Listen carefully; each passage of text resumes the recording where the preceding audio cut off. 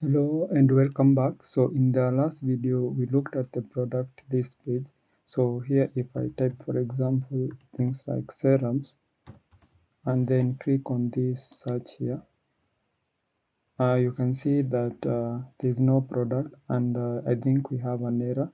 So let's try and look where the error is coming from. So I'm going to click on right click here and also click on inspect, and I will come to this tab here for the network and maybe reload again so that we see where the error is coming from. So you can see that it's loading, and then I'll try and type something here that I want to search, and when I click on search icon here, you can see that we are sending any request here. So I'm just going back and let me click again here. So I'm going to click like that, and I can see the error or the request. Yeah, you can see the request now has come up here. So when I click on this request here, you can see that we are getting an error here from our database, and you can see the message is extra filled in the as text here, and also you can see the payload that I'm actually sending, but at this point I'm not sending any payload because it's a get request. For the headers here, you can see the URL that we are sending the request to. You can see there is a query params that is search, and then the search term is serums here. So let me see where the error is, and I think I know where the error is coming from. So I'm going to open my backend, and my backend I want to go to controller, and then under controller we have the product here. So where we are actually getting all the products here, you can see that we have a text search here, and this is what the error is pointing us to. You can see if I come here to the page response, you can see extra fields in the text here. So that is where it is pointing us. So it is in this text here. So here I think I misspelled this. So here I need to add a, and then I'll save that. Let's see if we are getting the same error then. So if I reload again and let's try again, and this time I'm going to go back to the home, and then I can click serum like that, then try and make a request again, and you can see also I'm getting error. So this time you can see it's an extra field in the text. So that is because I have not reloaded my backend. So I'm going to restart my backend here, and for some reason I don't know why NodeMon is not working in my computer. So if you have NodeMon, there will be no need for you to be able to start again your backend. It will start automatically once you save your code. So I'm going back, and then I'm going to try and do the same search serum here. So let me do that, serums like that, and then click on search here. You can see now this request here, you are sending the headers here, and then you are getting the response here, nothing that you are getting from the backend. And if you check here, there is no error per se. So I think we are not returning anything. So I'm going also to come up here and try and see where the error is coming from. So yeah, I think I know where the error is coming from, because you can see here we are returning these products here only if we don't have this condition met here. So we need to put these products here so that we can be able to return something, because remember, if we have such query, that means it will only get into here, but it won't get into else here. So but always it must return products even if it is an empty product. So I'm going to save that, and then again I'm going to reload or to restart again my backend. So I'm going to just come up here and let us restart again like that, and it is connecting to the database. Then I'm going to come back here and I can reload here. So after that, let's see, yeah, you can see now we can get the products here. So that is how you can be able to resolve the error. So also I want to close this page here. So you can see now we have serums here, and I can go back here and also click on something like toners. So you can come here and search for toners.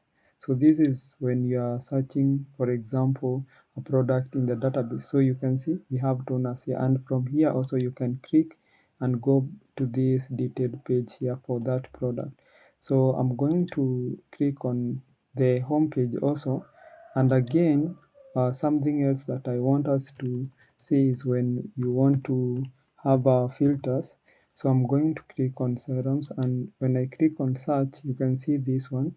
So I want also when you click on filters, so let's for example try to filter using concern here. So I'm going to select pigmentation. So when I click that, you can see also we have an error here, and it is telling us that key is not defined. So let's go into our code and see where the error is might be coming from. So this, you are going to go to the product list, and here I'm not setting any key. So also I'm going to go to the product component here. So for the product component, I'm going to this place here where I'm setting the filters, I'm applying the filters, and let's see. So this is the product here. So let me come here, and I see the error where it might be coming from. So here I added key, and we want to add keyframe. This one should be key, not keyframes. So make sure that you have corrected that in your code. And again, now I'm going to come here and reload again this page.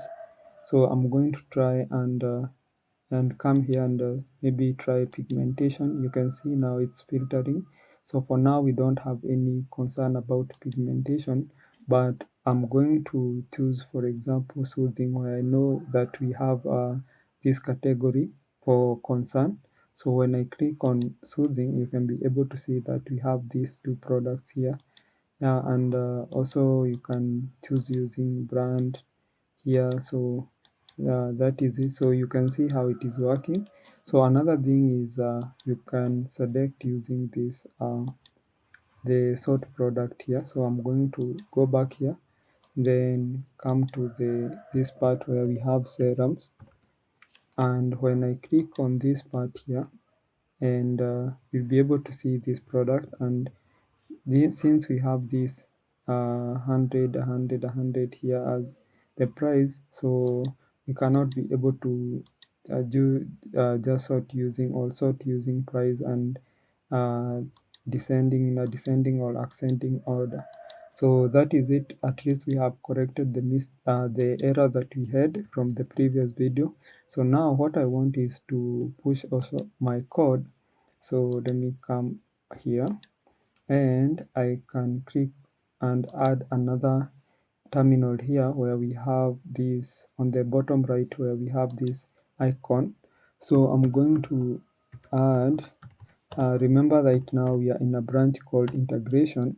So I'm going to commit, let me commit here, and this time I'm going to say integrate or worked on products display and filtering. Make sure that whenever you are adding or pushing the code, you add a comment that can help you to know what you did in that commit. So I'm going to push this. So git push, and again I can just add here my passphrase, and then I can push my code like that. Then I'm going to come up here and to my GitHub, then my repositories. So under repositories, you can see this repo here. And after that, then you can be able to see integration here has a pull request. So I'm going to merge with master. So create pull request. And after that, now you can see it's checking for ability to merge, and hopefully we don't have merge conflict. Yes, we don't have. Then confirm merge. And then after that, you'll be able to see that it has merged now. So I'm going to come up here, and again now, let me just remove that, and we go back to our project. So here I want us to now concentrate on the product page, the detailed product page, because here you can see we have the image here, and you can see we have the title for that product here, and also the description. Also, we are showing the rating, the price, and what's in the box here. And also again, you can see here we are showing the wholesale price, and here also you can see you need to, when you click on this one, you are going to at least remove the quantity, and this one is for adding quantity. And then when you click on this, you add to the cart, you'll be able to see that here the amount, the number of products in the cart will be able to be added. So what I'm going to do is to open this page. So let me also close these other pages here. So like that, I want to just be left with, let me see.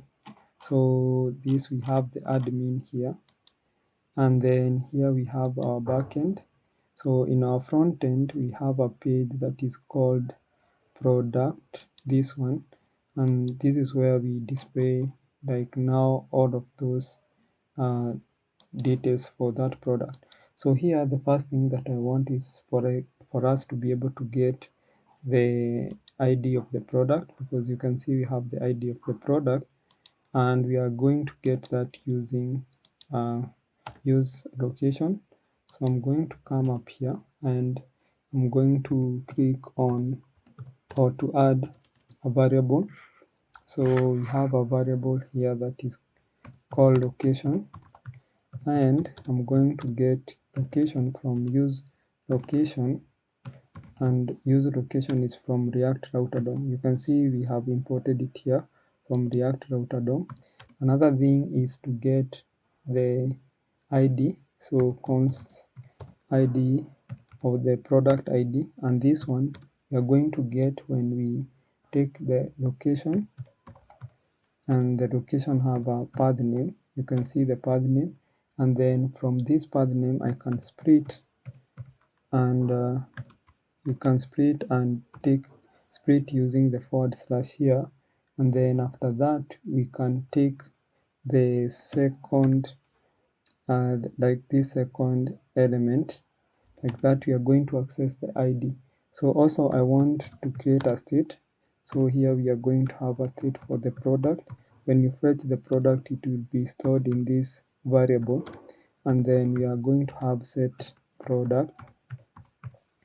And again here I'm going to use state, and here I'm able to import it from React, and then it will be just an empty object that will hold our products details. So after that, I need to have a quantity that will hold the number of the products that we want to add to cart. So this one will be quantity, like that. And then here we have a set quantity, like that. This one we use state also, but in this case here, remember the quantity must be either one and or more than one, because we cannot be having a zero product or negative zero or negative number product. So here also I want to have I think for now these are okay. So now the other thing that I'm going to do here is to set price first of all. So we are going to have this price here, And now the first thing that I'm going to do is that since we have this quantity here, I'm going to replace it so that it will be dynamic. So I'm going to replace here to get a quantity like that. The other thing, so if I come up here, and you'll be able to see still 1, and this because we have set by default it will be 1, because you cannot have a 0 product or negative. But if I come here and change this and like that, then and come back here, be able to see the quantity is changing here. But in this case, what I'm going to do is let me first of all make sure that it's 1 by default, and then we are going to change. So I'm going to create a function here to change that quantity. Once you click on minus icon, and also when you click on the plus icon, so I'm going to say handle quantity, and I'm going to have action here, either when we want to decrement or increment. And here I can have now the function. So here I'm going to take the action. So if the action is equals to, I'm going to call it dec, which is the decrementing. So this one here, so I'm going to change that to, if it is decrementing, then what I'm going to do is that I'm going to set quantity here. So the quantity, I'm going to take the quantity like that, and then I'm going to set it to, first of all, 1 like that, or just first of all to check if the quantity is 1. If it is 1, then we are going to have the quantity as 1, else then we are going to get the quantity to be quantity minus 1. Like that means because we are decreasing the quantity, and this is to make sure that we are not going below 1 product, because if we don't do this condition here, it will go below 1 quantity. So I'm going to take also if here the action is equals to inc, which is increasing. Then again here what I'm going to do is I'm going to set quantity. So set quantity, and this quantity here, let me have a quantity, it will be just quantity plus 1 like that. And I can save this, and this way it is simple because it's just adding. We are not going to check if it is -1 or if it's less than 1 product. So I'm going to come up here and I'm going to see where I have these icons for adding or minusing the product. So here I'm going to have I'm going to call on click, and here I can be able to now call the handle quantity. So when I'm calling the handle quantity, I'm going to pass in, so I'm going to call it handle quantity. So you can see handle quantity, and here I want to pass in the action. So in this case, because this one will be decreasing, I'm going to add here dec as a decreasing action. So I'm going to copy this, and I'm going to come up here to plus icon. Actually it should be here, and add on click event, but in this case here it will be increasing, so inc, like that. So I'm going to save that, and we can try and see if it will be able to increase and decrease. So when I click on this, you can see that it's actually adding here. If I add again, you can see it is adding. When I click on this, it's actually decreasing, but when you click on 1 here, you can see you are not going below 1 product, and this is because we have this condition here. So let me show you the condition. So we have let me come here and show you the condition that we have here. So this condition here, so if we actually never did this action, so for example we just came here and actually made sure that it's quantity minus 1 here, you see here we are not going to have for example a functionality to work as we want. So when you click here, you can see you are going negative, so which we don't want. So I'm going to go back here and add the condition here that we are checking. So the other thing that I want us to look at is the price, but that I'm going to add later on.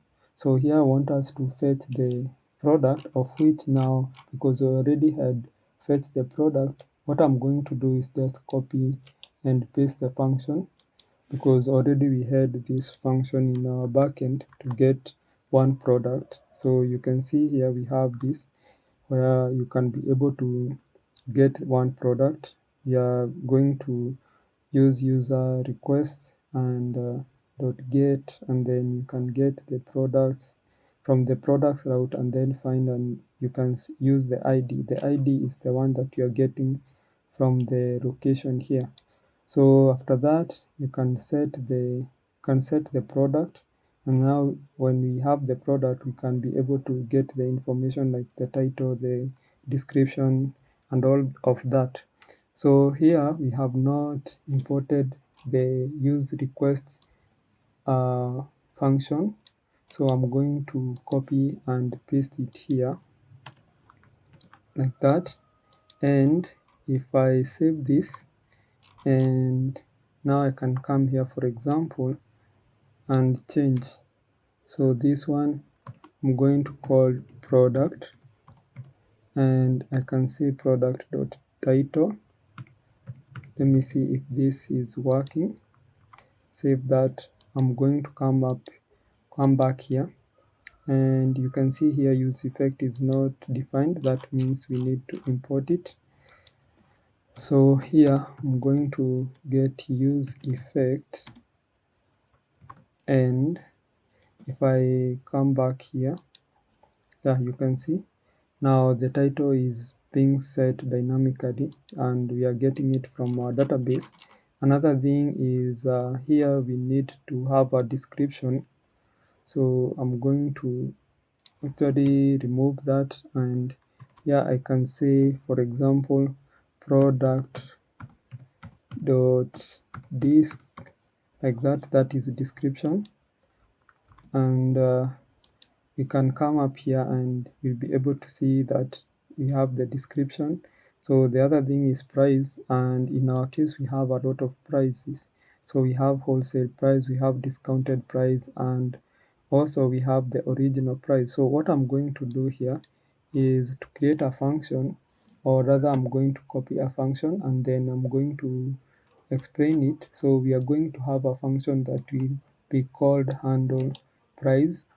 So let's come here and add the handle price right here, and here you can see that we have this handle price where we are going to pass in the original price, the discounted price, and the whole price, minimum quantity, and the quantity. So this one, it will first of all check if the quantity is greater than minimum quantity, and we have discounted price. Then it will take the discounted price and make sure that it's equals to wholesale price, and then price will be equals to discounted price, and then it will return the price. So else if we have the quantity as greater than minimum quantity, then we have the original price. That original price will be equal to the wholesale price, and the price will be equal to original price, and then it will return the price. So if we only have discounted price, then price should be just equals to discounted price here. and it will return the price, and else the price will be just be equal to original price. So if you go through this function, you'll be able to understand what I'm actually implementing here. But now where we have the price, we are going to just call this function called handle price, and we can pass in all we can be able to pass in now the details from the product that we have fetched from the database. So for example, where we have let me see, where we have, for example, this price here, what I'm going to do is I'm going to pass in now this function here, and I can pass in now here like that. I can pass in the product.original price, product.discounted price, product.wholesale price, and then product, and then you can see I'm checking if it's undefined or we don't have wholesale minimum quantity, because this means this is because sometimes it is not a must you have a wholesale minimum quantity. And then when I save this and come back here, so you can see actually it's $90, and you can add here. So when it clicks to minimum quantity, wholesale quantity, then it will just be able to take now and take the wholesale price. So another thing is I want to change here. Let me see where we have the wholesale. So here I misspelled that. So here we need to have also the wholesale price, and this one I'm just going to call here. So this one I'm going to call product dot wholesale price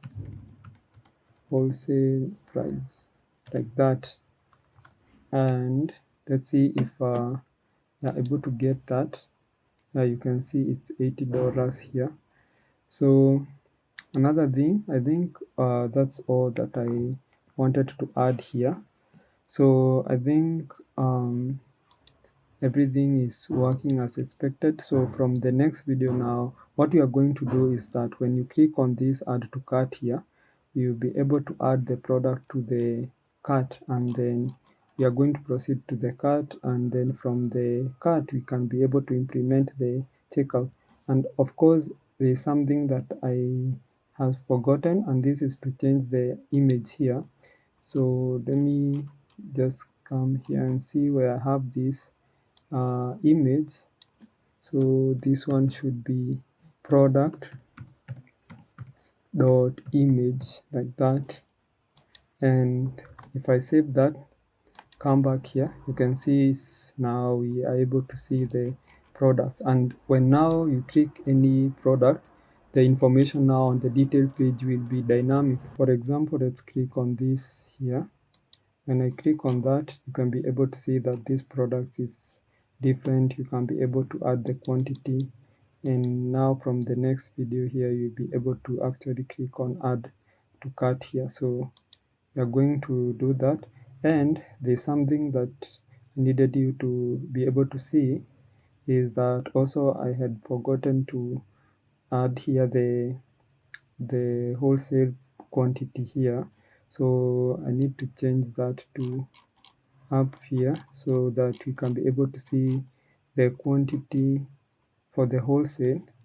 So if I come here, we have the can come here and add the product, and then dot wholesale minimum quantity, this one here like that. And I can come back here and you'll be able to see here, you can see as from the $45 here or from 3 products here, you'll be able to get